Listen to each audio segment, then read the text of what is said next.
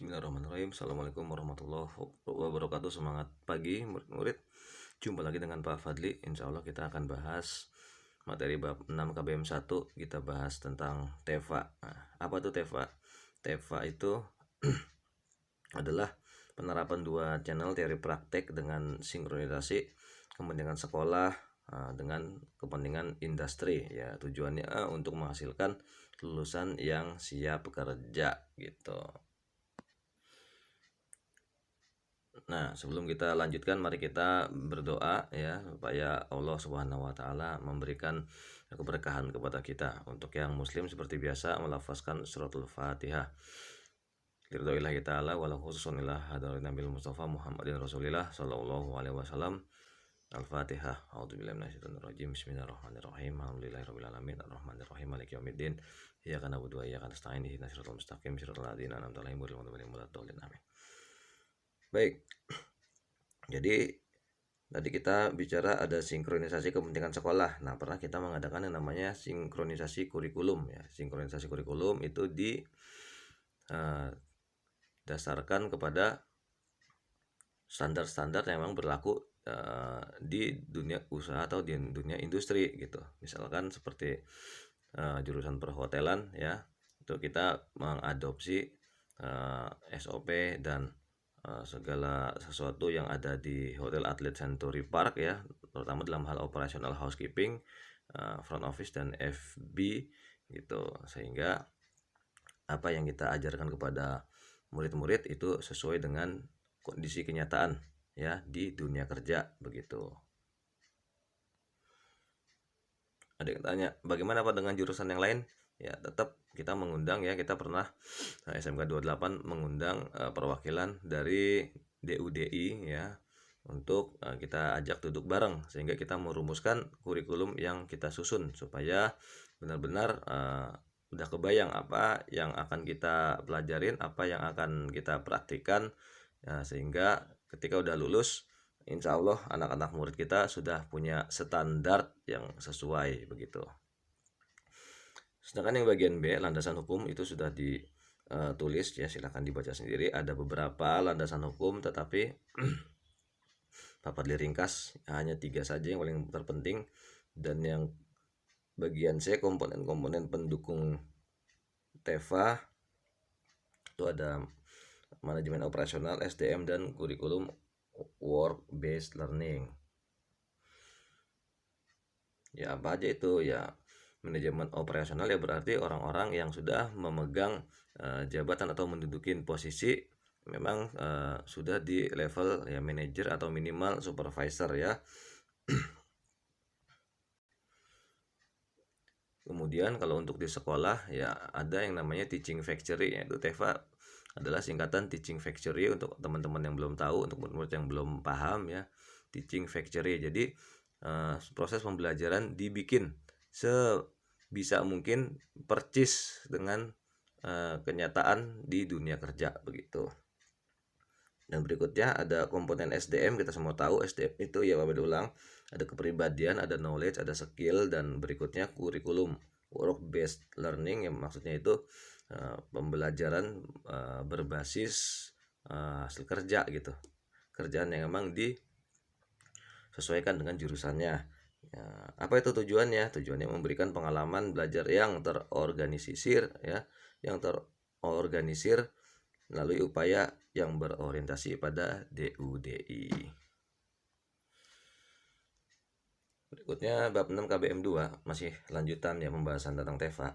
Bagian A itu paradigma TEVA. Paradigma itu kerangka berpikir ya, tentu yang inovatif, bisa mengambil terobosan-terobosan yang menguntungkan. Yang pertama harus bisa menyelesaikan persoalan realisasi produk, dan yang kedua harus bisa menggabungkan proses pembelajaran dengan produknya, dan yang ketiga harus bisa menyadari dengan sesadar-sadarnya bahwa kita benar-benar bekerja dalam tim ya. Bekerja sendiri mah bisa, tapi bekerja dalam tim memang itu kenyataan, karena kita insya Allah akan bekerja di sebuah perusahaan atau instansi gitu ya.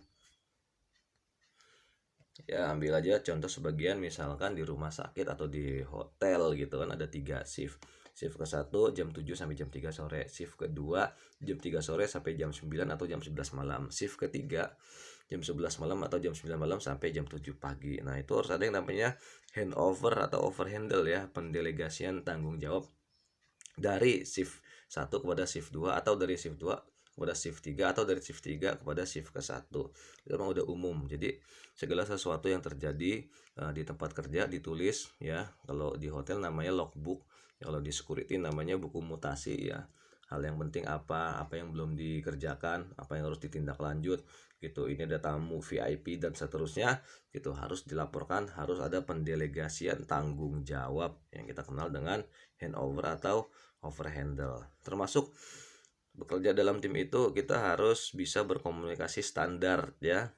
Tuh umpamanya dihubungin harus diangkat handphonenya, atau ada WA masuk atau ada berita masuk, nah harus kita jawab sesegera mungkin, minimal paling parah itu 1 kali 24 jam, kalau bisa mah secepatnya begitu. Jangan sampai kita punya alat komunikasi tidak bisa dihubungin, itu akan jadi masalah yang signifikan luar biasa, bahkan bisa sampai terjadi pemecatan ya, diberhentikan dari pekerjaannya begitu. Makanya ketika emang ada keperluan komunikasi ya harus dengan komunikasi yang standar dengan menggunakan bahasa Indonesia yang baku. Contoh misalnya ada si murid A ini nggak masuk, harus lapor kepada atasannya, kepada supervisor, kepada guru pembimbingnya kalau masih PKL gitu, supaya nanti ada ya langkah lanjutan apa yang harus di follow up gitu kalau si murid A ini nggak masuk atau si karyawan A nggak masuk.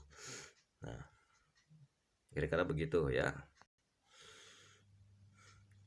Sekarang bagian B, model pengaturan pelaksanaan praktek. Yang pertama, pendekatan student centered ya, jadi diminta siswa itu aktif, tetap guru sebagai fasilitator dan motivator. Yang kedua, strategi deduktif. Deduktif itu berupa simpulan-simpulan poin-poin penting apaan aja dalam pelaksanaan praktek. Dan yang ketiga, setelah 1 dan 2 dilaksanakan harus ada simulasi gitu kan. Simulasi misalkan kita make up room ya, untuk yang hotel nggak mesti sepenuhnya, kalau emang nggak memungkinkan bisa dibikin simulasi. Nah kalau udah bisa mereka paham, nah mereka harus mendemonstrasikan, simulasi demo dan diskusi gitu. Demonstrasi berarti menunjukkan kemampuan gitu, apaan aja yang kurang segera diperbaikin oleh gurunya. Diskusi, nah diskusi umpamanya guru menyuruh anak-anak itu bikin kelompok ya, diskusi hasilnya apa, ada literasi, ada laporan, ada jurnal dan sebagainya sebagai ya bukti bahwa anak itu sudah sejauh mana mengikuti pembelajaran gitu. Karena kita juga guru butuh data ya untuk laporan pendidikan, laporan hasil pendidikan anak murid. Dan yang terakhir, yang keempat, ada pendalaman spesifikasi.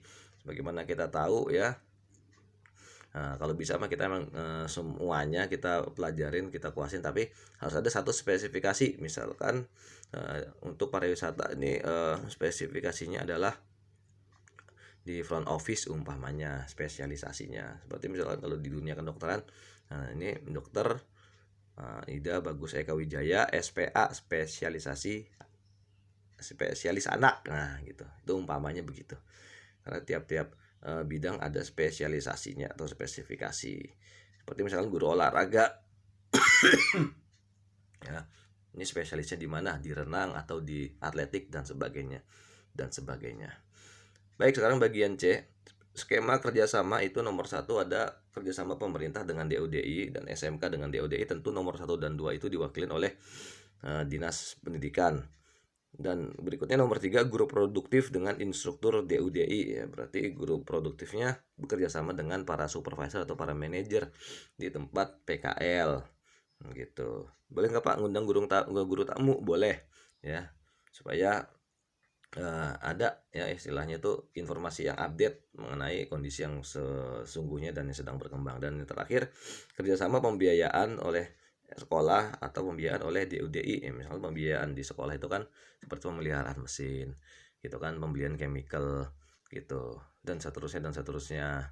Nah, dan kalau pembiayaan oleh DUDI berarti misalkan mereka meminjamkan uniform umpamanya, kan mereka walaupun meminjamkan tapi mereka nyuci, habis nyuci lagi mereka pakai chemical, pakai rinso umpamanya, kan beli juga pakai duit gitu. Jadi ada pembiayaan oleh sekolah, ada juga pembiayaan oleh tempat PKL. Baik, itu aja yang bisa disampaikan. Terima kasih dan mohon maaf. Tetap jaga iman, tetap jaga kesehatan, dan tetap bersabar. Mudah-mudahan Allah selalu mengasihani kita. Amin ya robbal alamin. Wabillahi taufiq wal hidayah. Wassalamualaikum warahmatullahi wabarakatuh.